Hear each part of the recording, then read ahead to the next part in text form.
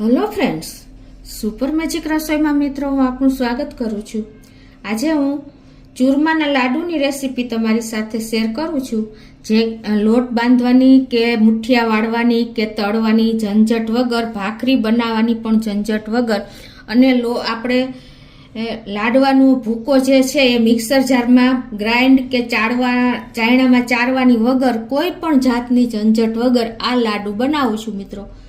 તો તમને ચોક્કસ આ વિડીયો ગમશે। ગમે તો લાઈક કરજો, શેર કરજો અને સબસ્ક્રાઈબ કરવાનું તો ભૂલતા જ નહીં। અને મિત્રો બાજુમાં રહેલ બેલ આઇકનને પણ પ્રેસ કરજો, જેથી કરીને નવા આવનારા વિડીયોની રેસીપી તમને મળતી રહે। તો હવે એના ઇન્ગ્રેડિયન્ટમાં જો મેં આ ભાખરીનો કકરો લોટ આવે ને એ લીધો છે, 2 કપ છે, અડધો કપ ગોળ લીધો છે, 1 કપ જેવું આપણે પાણી લેશું, તેલ છે અને ઘી છે, એલચીનો પાવડર છે, અને તમારે સૂકો મેવો નાખવો હોય તો એ પણ નાખી શકો છો। અત્યારે આટલા ઇન્ગ્રેડિયન્ટ લીધા છે, તો બનાવવાનું ચાલુ કરીએ।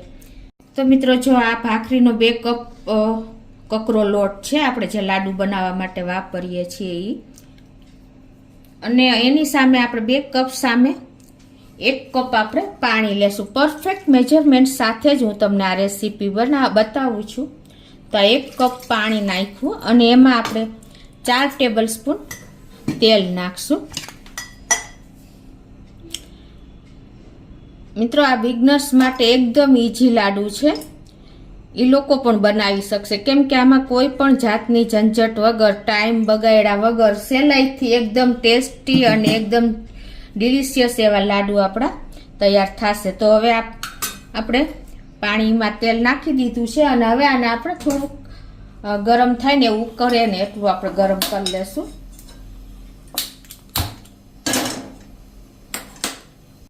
તો આપણું પાણી પણ જો એકદમ સરસ ઉકળી ગયું છે, તો ગેસ બંધ કરી દેશું અને એને આપણે સાઈડમાં લઈ લેશું।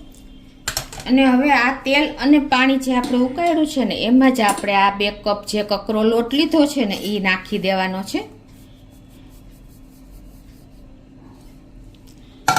અને આને આપણે આ રીતે મિક્સ કરી લેશું।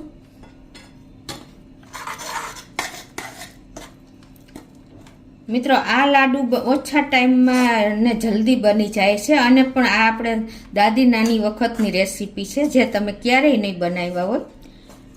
આ રીતે આપણે મિક્સ કરી લેવાનું છે। આ રીતે મિક્સ કરીને, અને અત્યારે જો લોટનું ટેક્સચર કેવું છે ને એ પણ હું તમને બતાવી દઉં। જો અત્યારે આપણે આવી રીતે આપણે ચમચામાં તમે જોશો ને તો જો આવી રીતે લોચો લાગશે, આવું એકદમ છૂટું નથી થતું, એકદમ આવી રીતે લોટ જેવું લાગે છે, અને આપણા હાથ પણ બિલકુલ જો ભીના નથી થયા। એનું કારણ એ છે કે એકદમ પરફેક્ટ મેજરમેન્ટ તમને મેં બતાવ્યું છે કે 2 કપ લોટ સામે આપણે 1 કપ પાણી અને 4 ચમચી આપણે તેલ લીધું છે, મોટી 4 ચમચી। તો હવે આગળ આપણે શું કરવાનું છે કે હવે આને આપણે આ રીતે એક થાળી ગ્રીસ કરી લેવાની છે, ઘી કે તેલ કોઈ પણથી તમે, અત્યારે હું આ રીતે ઘીથી ગ્રીસ કરી લઉં છું। આ રીતે ગ્રીસ કર્યા પછી જે આપણે આ લોટ મિક્સ કર્યો છે ને પાણીમાં, એ આપણે આ થાળીમાં નાખી દેવાનો છે। મિત્રો એકદમ હેલ્ધી લાડુ તૈયાર થશે તમે જો આ મેથડથી કરશો ને તો। અને હવે આપણે આ મિશ્રણને થાળીમાં ઢાળી અને આ રીતે પ્રેસ કરી દેવાનું છે હળવા હાથે। હવે જો આ રીતે પ્રેસ કર્યા પછી આ બાજુ ગેસ ઓન કરીને મેં પાણી પણ ગરમ કરવા મૂકી દીધું છે। તો આપણે 1 થી 1.5 ગ્લાસ જેવું પાણી મૂક્યું છે ને એમાં આપણે કોઈ પણ આ સ્ટેન્ડ તમારી પાસે હોય કે કાંઠો હોય એ તમારે મૂકી દેવાનું છે, અને પછી આપણે જે આ પ્રેસ કરેલ ભૂકો કરેલ પ્રેસ છે ને થાળી એ આમાં મૂકી દેશું આ રીતે।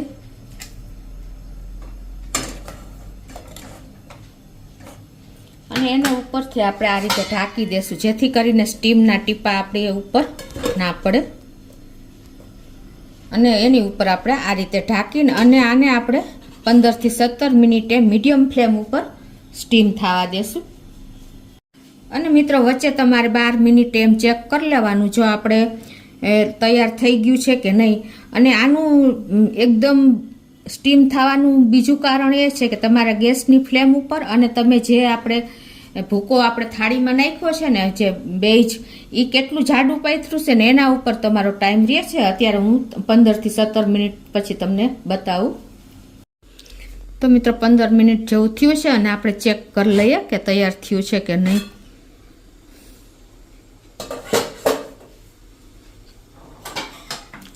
જો આપણે ડીશ ઢાંકી ન હોય ને તો આટલી સ્ટીમના ટીપા આપણે અંદર જે મિશ્રણ મૂક્યું છે ને એમાં પડે. એટલે આપણે ખાસ તમે આ પણ નોટ કરજો કે ઉપરથી પ્લેટ ઢાંકી જ દેવાની.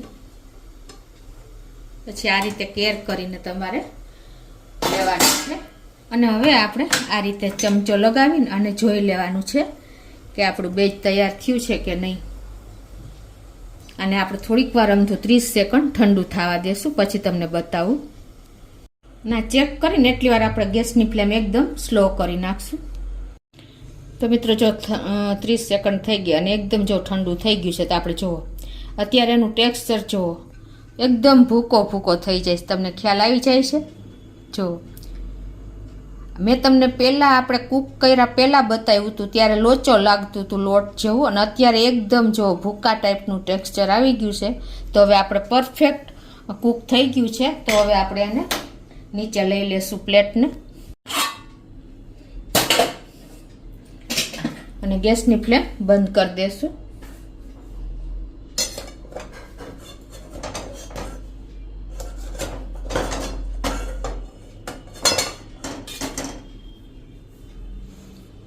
આને આપણે ઠંડુ થવા દેશું.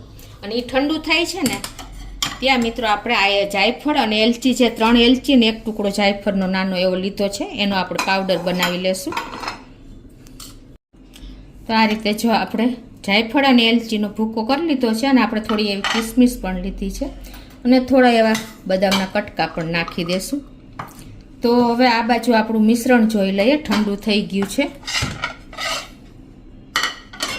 તો એને આપણે બીજા વાસણમાં પ્લેટમાં ઠલવી લેશું.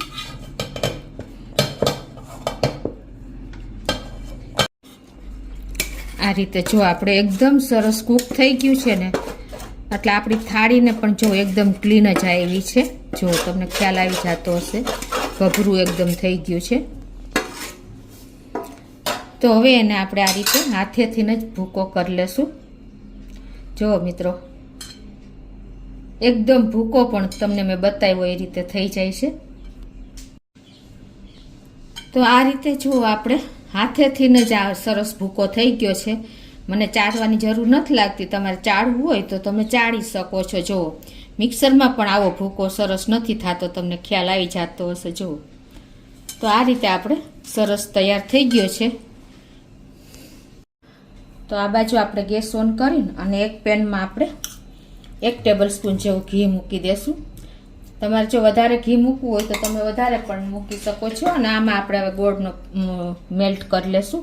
એ પહેલાં આપણે એમાં થોડુંક આપણે કાજુ અને બદામ જો નાખવા હોય ને તો તમારે પહેલાં રોસ્ટ કરી લેવાના ઘીમાં જ, એટલે એકદમ સરસ ટેસ્ટ આવશે. તો અત્યારે હું ખાલી બદામના ટુકડા નાખું છું. ઘી મેલ્ટ થાય એટલે આપણે એમાં રોસ્ટ કરી લઈએ. તો આપણું ઘી પણ મેલ્ટ થઈ ગયું છે. તો એમાં મેં 5 થી 6 બદામના ટુકડા કર્યા છે, એ નાખી દેશું અને એને આપણે લાઇટ એવા રોસ્ટ કરી લેશું, ફ્રાય કરી લેશું. હવે જો આપણા બદામના ટુકડા રોસ્ટ થઈ ગયા છે ત્યારે જ આપણે આ કિસમિસ જ નાખીને લઈ લેશું. ઓર આપણે નથી કૂક કરવાની.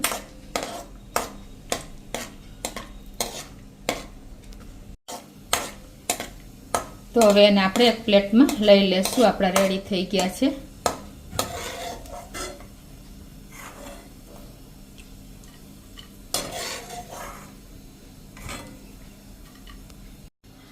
અને અત્યારે આપણે ગેસની ફ્લેમ મીડિયમ જ રાખવાની છે. ને આ જે અડધો કપ ગોળ લીધો છે ને એ આપણે આમાં મેલ્ટ કરી લેશું.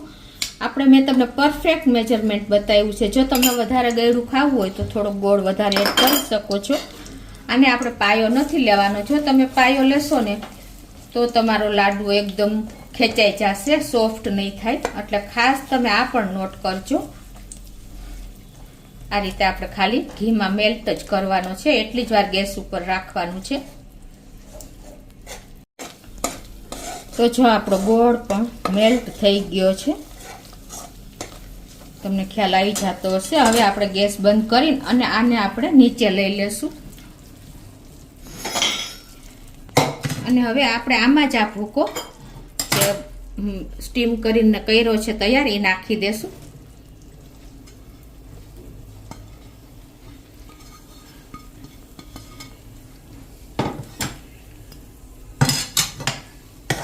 અને આને આપણે મિક્સ કરી લેશું.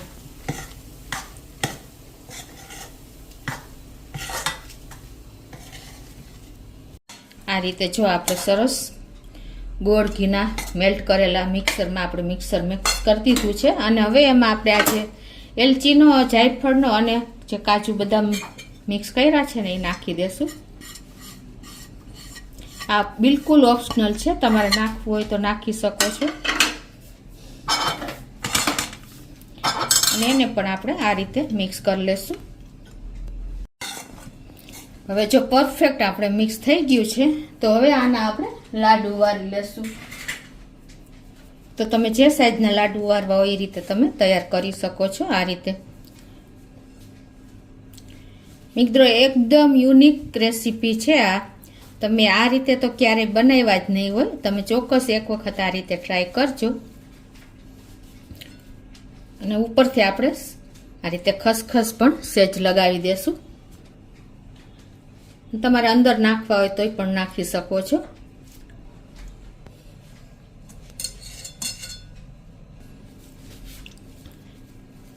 એકદમ હેલ્ધી અને એકદમ અલગ જ પ્રોસિજરથી મેં લાડુની રેસીપી તમારી સાથે શેર કરી છે મિત્રો.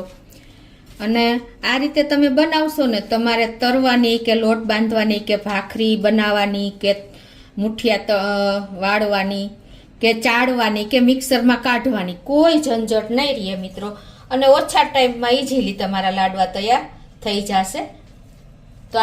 તો આ રીતે હું બધા લાડુ વાળી લઉં છું. મિત્રો આપણા લાડુ તૈયાર છે. તમે આ રીતે એક વખત ચોક્કસ ટ્રાય કરજો અને મને કોમેન્ટમાં જણાવજો કે આપણને આ પ્રોસિજર કેવી લાગી મિત્રો. તો તમને ચોક્કસ મારો વિડીયો ગમે તો લાઈક કરજો, શેર કરજો અને સબસ્ક્રાઈબ કરવાનું તો ભૂલતા જ નહીં.